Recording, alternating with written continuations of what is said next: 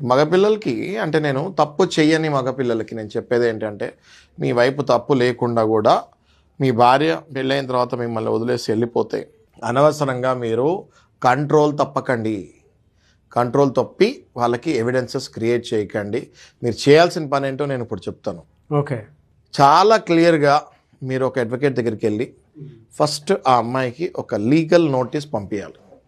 నువ్వు ఇంటికి తిరిగిరా అమ్మా, ఏ కారణం వల్ల నువ్వు వెళ్ళావో తెలియదు, మన ఇద్దరి మధ్యలో ఎటువంటి గొడవలు లేవు, అయినా కూడా నువ్వు అకస్మాత్తుగా ఇల్లు వదిలేసి వెళ్ళిపోయావు, దయచేసి ఏదైనా తప్పు జరుగుంటే కూర్చొని మాట్లాడుకుందాము, ఇంటికి తిరిగి రండి, let's please start the marital life again అని పెట్టాలి.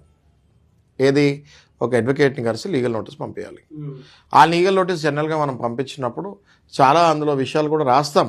మనకి ఈ డేట్లో పెళ్ళయింది, మనకి ఇన్ని రోజులు మనం కలిసి హ్యాపీగా ఉన్నాము, మరి నాకు అర్థం కాలేదు నువ్వు ఎందుకు వెళ్ళిపోయావు, నా వైపు ఏమైనా తప్పు జరిగితే వచ్చి కూర్చొని మాట్లాడుకుందాము, పెద్దల సమక్షంలో కూర్చుందాం, మాట్లాడుకుందాం, ఆ తప్పు మళ్ళీ రిపీట్ చేయను, నా వైపు అసలు ఏమి తప్పు లేకపోతే ఏ తప్పు లేదు, ఎందుకు వెళ్ళిపోయావు, నీ వైపు ఏమైనా ప్రాబ్లమ్స్ ఉన్నాయా చెప్పు, అట్లీస్ట్ నీ వైపు ఏమైనా ప్రాబ్లమ్స్ ఉంటే నాకు తెలిస్తే నేను సాల్వ్ చేయగలిగితే చేస్తాను, లేదు అనుకుంటే అట్లీస్ట్ ఒక కంక్లూజన్కి రావచ్చు, అంతేగాని అర్ధాంతరంగా వెళ్ళిపోయి పాస్ పెడితే నేను ఏం చేయాలి అన్నది లీగల్ నోటీస్లో ఉంటుంది.